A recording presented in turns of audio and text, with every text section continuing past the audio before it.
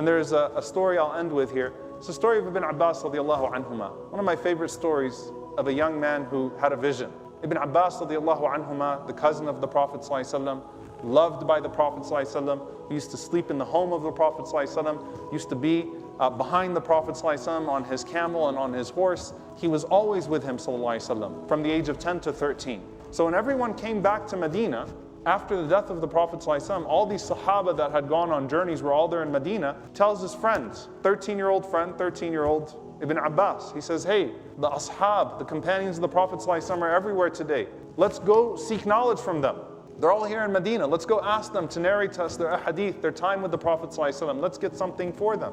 And his friend is narrating the incident. He says that, I told him, you go ahead and do that. I'm going to keep playing and relaxing.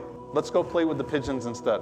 Ibn Abbas radiallahu anhuma says, I let him go, I left him, I went and I started to sleep on the doorsteps of the companions of the Prophet ﷺ, collect a hadith, collect fiqh, their knowledge, their jurisprudence.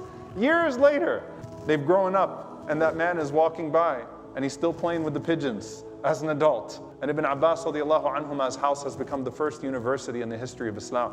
He's saying, that young man knew better than I did. He got it. It clicked.